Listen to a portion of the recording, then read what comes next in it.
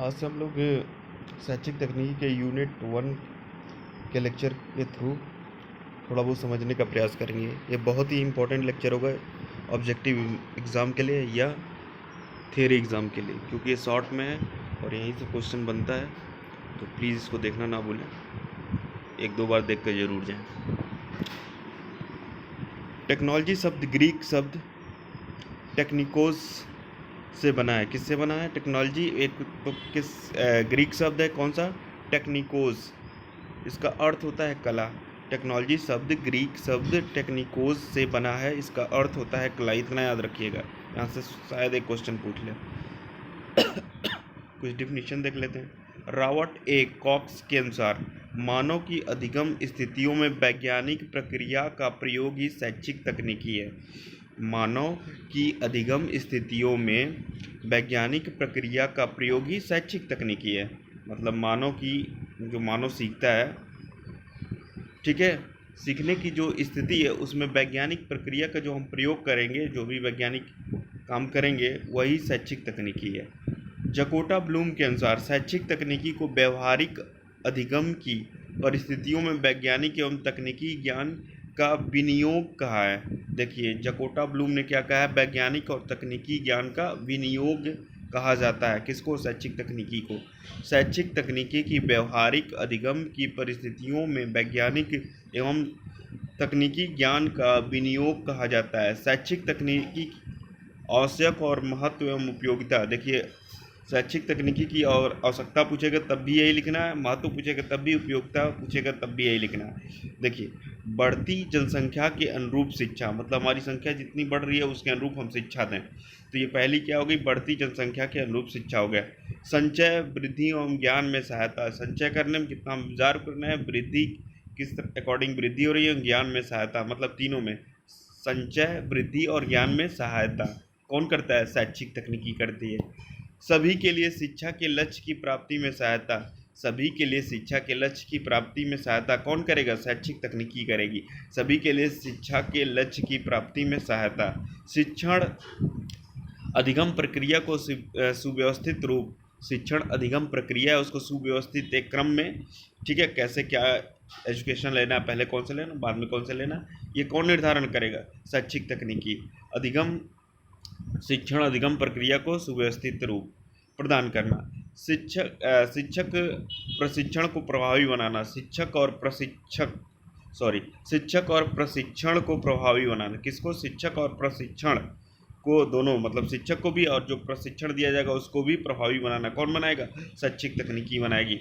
विद्यालय प्रबंधन और प्रशासन में सुधार। विद्यालय प्रबंधन और प्रशासन में सुधार कौन करेगा? शैक्षिक तकनीकी करेगी। शैक्षिक तकनीकी का क्षेत्र देख लेते हैं। शिक्षण उद्देश्यों का निर्धारण, मतलब शैक्षिक तकनीकी क्या करेगी? शिक्षण उद्देश्यों का निर्धारण करती है। शिक्षण अधिगम परिस्थितियों का निर्माण करती है। उपयुक्त पाठ्य वस्तु का निर्माण करती है। उपयुक्त शिक्षण अधिगम सामग्री का चयन तथा विकार। उपयुक्त शिक्षण अधिगम सामग्री का चयन और विकार। शिक्षण अधिगम प्रक्रिया का मूल्यांकन करती है। शिक्षण प्रशिक्षण और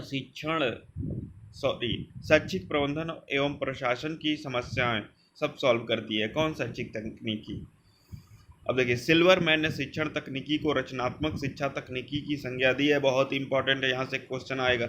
सिल्वरमैन ने शिक्षण तकनीकी को रचनात्मक, क्रिएटिव एजुकेशन टेक्नोलॉजी के रूप में किसने बोला है? सिल्वरमैन ने बोला है। शिक्षक तकनीकी को रचनात्मक शिक्षा तकनीकी की संज्ञा दी है। अब देखिए, B.O. स्मिथ शिक्षण, अब देखिए वहाँ शैक्षिक था, यहाँ शिक्षण तकनीकी क्रियाओं से युक्त वह प्रक्रिया है जो छात्रों में सीखने के प्रति उत्सुकता जागृत करता है। अब देखिए, शिक्षण तकनीकी क्या जागृत कर रहा है? उत्सुकता जागृत करता है। शिक्षण तकनीकी क्रियाविधियों से युक्त वह प्रक्रिया है जो छात्रों में सीखने के प्रति उत्सुकता जागृत करता है। फ्लैंडर्स के अनुसार शिक्षण तकनीकी मुख्यतः शिक्षक एवं छात्रों के बीच पारस्परिक संबंधों में सहायक क्रियाओं की जानकारी देता है। शिक्षण तकनीकी मुख्यतः शिक्षक एवं छात्रों के बीच पारस्परिक संबंधों में सहायक क्रियाओं की जानकारी देता है। स्किनर के अनुसार शिक्षण तकनीकी शैक्षिक तकनीकी का अंग है जो अध्यापक को प्रभावकारी बनाकर अध्यापक को प्रभावकारी बनाकर शिक्षण क्रिया को अधिक समृद्धशाली बनाती है। बीएफ स्किनर साहब ने क्या कहते हैं? शिक्षण तकनीकी शैक्षिक तकनीकी का अंग है जो अध्यापक को प्रभावकारी बनाकर शिक्षण क्रिया को अधिक समृद्धशाली बनाती है। शिक्षण तकनीकी की विषय वस्तु। अब देखिए, शिक्षण तकनीकी की विषय वस्तु को डेविस और रॉबर्ट ग्लेसर ने, यहाँ रॉबर्ट होना चाहिए, रॉबर्ट ग्लेसर ने 4 तत्वों में विभाजित किया। डेविस और रॉबर्ट ग्लेसर ने 4 तत्वों में विभाजित किया। पहला है शिक्षण नियोजन, दूसरा है शिक्षण व्यवस्था, शिक्षण का अग्रसर, शिक्षण का नियंत्रण। तो याद रखिए, इसका सीरियल वाइज भी याद करेंगे। पहले शिक्षण नियोजन आता है, फिर शिक्षण व्यवस्था आता है, फिर शिक्षण का अग्रसर आता है, शिक्षण का नियंत्रण आता है। किसमें? शिक्षण तकनीकी की विषय वस्तु को डेविस और रॉबर्ट ग्लेसर ने 4 तत्वों में विभाजित किया। पहला है शिक्षण नियोजन, दूसरा है शिक्षण व्यवस्था, तीसरा शिक्षण का अग्रसर, चौथा है शिक्षण का नियंत्रण। लुम्सडेन द्वारा शैक्षिक तकनीकी के 3 मुख्य उपागम बताए गए हैं। लुम्सडेन द्वारा शैक्षिक तकनीकी के 3 मुख्य उपागम बताए गए हैं। पहला क्या है? कठोर शिल्प उपागम, दूसरा कोमल शिल्प उपागम, तीसरा प्रणाली उपागम। अब देखिए, कठोर शिल्प को हार्डवेयर अप्रोच बोलते हैं, कोमल को सॉफ्टवेयर अप्रोच बोलते हैं, प्रणाली को सिस्टम अप्रोच बोलते हैं। अब इन्हीं का एक और नाम है। कठोर शिल्प उपागम को शैक्षिक तकनीकी प्रथम बोलेंगे, कोमल शिल्प उपागम को शैक्षिक तकनीकी द्वितीय बोलेंगे, प्रणाली उपागम को हम लोग शैक्षिक तकनीकी तृतीय बोलेंगे। अब देखिए, कठोर शिल्प में सिल्वरमैन ने इसे सापेक्ष तकनीकी कहा है। देखिए वहाँ पे क्या बोला था, दूसरा चीज़ बोला था। यहाँ सिर्फ कठोर शिल्प के लिए बात कर रहा है, बोल रहा है ये रिलेटिव टेक्नोलॉजी है, रिलेटिव टेक्नोलॉजी सापेक्ष तकनीकी है। ऑब्जेक्टिव में यही चीज़ कई जगह गलत दिया है, ध्यान देने की कोशिश कीजिएगा। सिल्वरमैन ने इसे सापेक्ष तकनीकी रिलेटिव टेक्नोलॉजी कहा है। इसका जन्म भौतिकी तथा अभियांत्रिकी के योग से हुआ है, भौतिकी और अभियांत्रिकी के योग से हुआ है। अब देखिए, द्वितीय वाले को कोमल शिल्प उपागम को सामाजिक विज्ञान, मनोविज्ञान और विशेषकर अधिगम के मनोविज्ञान की आधारशिला पर खड़ा है। ठीक है।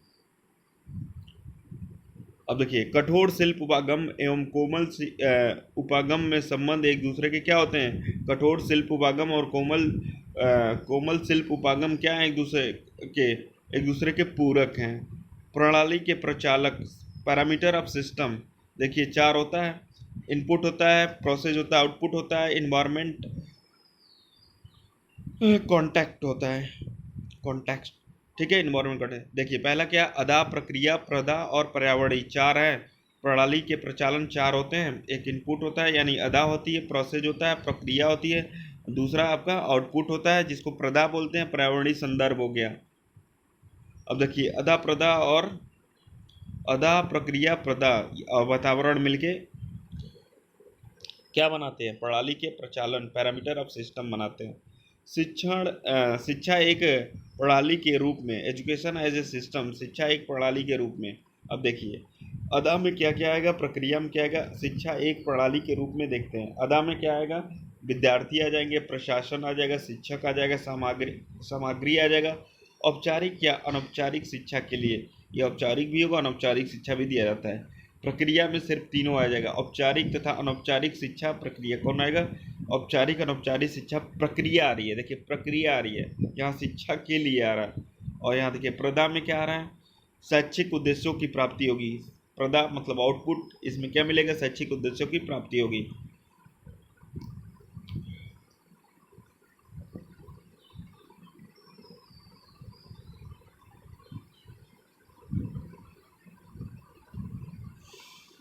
शैक्षिक उद्देश्यों की प्राप्ति होगी। नोट, बराठी ने 1958 में प्रणाली उपागम की चर्चा करते हुए इसे कॉमन सेंस बाय डिज़ाइन कहा है, जिसका अर्थ होता है किसी समस्या के विश्लेषण तथा समाधान हेतु एक क्रमबद्ध व्यवस्था। प्रणाली उपागम के सोपान, step of the system approach, step of system approach की बात हो रही है, यानी प्रणाली उपागम के। देखिए प्रणाली उपागम के जो भी है, क्या बोलते हैं इसको, प्रणाली उपागम के सोपान, 4 सोपान 5 सोपान दिए गए हैं। यहाँ नाम नहीं दिया गया कितने सोपान है, लेकिन पहला देखिए, पहला है प्रणाली विश्लेषण। पहला क्या है? प्रणाली विश्लेषण, सिस्टम एनालिसिस। दूसरा है प्रणाली अभिकल्पन तथा विकास, प्रणाली अभिकल्पन तथा विकास। तीसरा है आपका प्रणाली संचालन एवं मूल्यांकन, प्रणाली संचालन एवं मूल्यांकन, ठीक है। और चौथा आपका है प्रणाली मॉनिटरिंग, क्या है, प्रणाली मॉनिटरिंग। और बीच में आपका प्रणाली क्रियाएं हो गई। तो चार कौन कौन से हैं, प्रणाली विश्लेषण हो गया, प्रणाली अभिकल्पन तथा विकास हो गया, प्रणाली संचालन एवं मूल्यांकन हो गया, प्रणाली मॉनिटरिंग हो गया, ठीक है। इसका अगर थियरी में क्वेश्चन पूछेगा तो इसको बना के अच्छे से लिख दीजिएगा, ठीक है। ये लिखने के लिए बहुत इंपॉर्टेंट ऑब्जेक्टिव क्वेश्चन तो भरमार है इसमें। प्रणाली उपागम के सोपान, step of the system approach. अब देखिए कोमल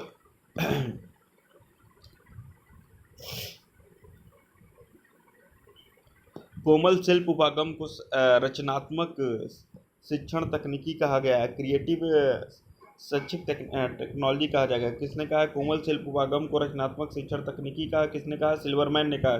सिल्वरमैन ने कोमल शिल्प उपागम को रचनात्मक शिक्षण तकनीकी कहा है, ये बहुत इंपॉर्टेंट है।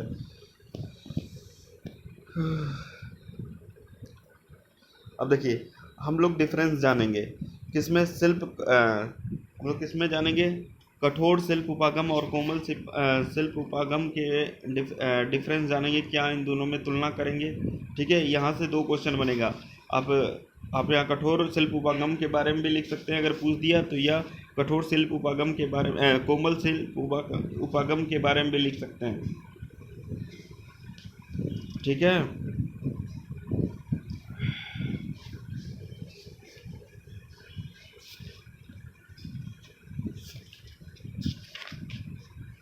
चलिए शुरू करते हैं।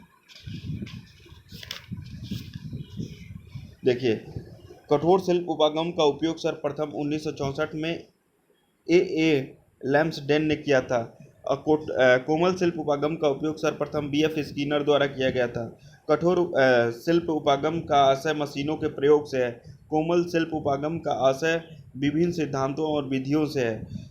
कठोर शिल्प उपागम मशीन उपागम कहलाता है और कोमल शिल्प उपागम अनुदेशन तकनीकी कहलाती है। कठोर शिल्प उपागम को शिक्षण को प्रभावी बनाता है। कठोर शिल्प उपागम शिक्षण को प्रभावी बनाता है। कोमल शिल्प उपागम वांछित व्यवहार के परिवर्तन को प्रभावी बनाता है। कठोर शिल्प उपागम दूरवर्ती शिक्षा में उपयोगी है। कठोर शिल्प उपागम दूरवर्ती शिक्षा में उपयोगी है और कोमल शिल्प उपागम शिक्षण सिद्धांतों के विकास हेतु उपयोगी है। कठोर शिल्प उपागम शिक्षण अधिगम की प्रक्रिया को रुचिकर बनाने में प्रयोग किया जाता है। कठोर शिल्प उपागम शिक्षण अधिगम की प्रक्रिया को रुचिकर बनाने में किया जाता है और कोमल शिल्प उपागम का प्रयोग शिक्षण उद्देश्यों को प्राप्त करने में किया जाता है। कठोर शिल्प उपागम आविर्भाव भौतिक और विज्ञान और यांत्रिकी होता है के आधार पर काम करता है और कोमल शिल्प उपागम आविर्भाव शिक्षण अधिगम और सिद्धांतों के आधार पर कार्य करता है। कठोर शिल्प उपागम में दृश्य श्रव्य सामग्री पर आधारित होता है अनुदेश, और ये कोमल शिल्प उपागम अनुदेशन तथा व्यवहार पर आधारित होता है। अब देखिए कठोर शिल्प उपागम उत्पाद केंद्रित उपागम है, कोमल शिल्प उपागम प्रक्रिया केंद्रित उपागम है। शैक्षिक, अब देखिए लास्ट हमारा टॉपिक है, यहाँ से फिर दो क्वेश्चन बन रहे हैं। देखिए शैक्षिक तकनीकी और शिक्षण तकनीकी। शैक्षिक तकनीकी के प्रवर्तक टोंटी फॉक्स, सिडनी और ई हेडन थे और शिक्षण तकनीकी के हर्बर्ट हंट और मैरिसन ग्लेसर ये हैं। अब देखिए शैक्षिक तकनीकी का अर्थ अधिगम की प्रक्रिया एवं परिस्थितियों को क्रमबद्ध वैज्ञानिकी रूप प्रदान करना। शिक्षण को वैज्ञानिकी एवं क्रमबद्ध रूप में प्रभावशाली बनाने की प्रक्रिया की नवीन प्रक्रिया है। कौन सा, शिक्षण तकनीकी। अब देखिए दोनों का उद्देश्य, शैक्षिक तकनीकी का उद्देश्य नवीन प्रवृत्तियों का विकास करना और शिक्षण तकनीकी का उद्देश्य प्रभावशाली बनाना, शिक्षण को प्रभावशाली बनाना। शिक्षण के आचार, अब देखिए जो शैक्षिक तकनीकी है उसमें दार्शनिक, मनोवैज्ञानिक, वैज्ञानिक और सामाजिक होता है। शिक्षण का जो आधार होता है उस दार्शनिक होता है, मनोवैज्ञानिक होता है और वैज्ञानिक और सामाजिक होता है। और इसमें शिक्षण तकनीकी में आधार दार्शनिक और मनोवैज्ञानिक होता है। क्षेत्र, अब देखिए, शैक्षिक तकनीकी का क्षेत्र व्यापक है। इसके अकॉर्डिंग जो शिक्षण तकनीकी है, इसका अपेक्षाकृत क्या है, सीमित है। विषय वस्तु, शैक्षिक तकनीकी का विषय वस्तु व्यवहार तकनीकी, अनुदेशन तकनीकी है और अनुदेशन प्रारूप है। और शिक्षण तकनीकी का शिक्षण, नियोजन, व्यवस्थापन और अग्रेषण एवं नियंत्रण है। विषय वस्तु, विशेषताएं क्या हैं? यहाँ ज्ञान को संचालित करना, उसका प्रसार करना किसकी है? शैक्षिक तकनीकी का। ज्ञान को संचित करना और उसका प्रचार करना। और शिक्षण तकनीकी का क्या है? शिक्षण को प्रभावपूर्ण बनाना। ये इनकी विशेषताएं हैं।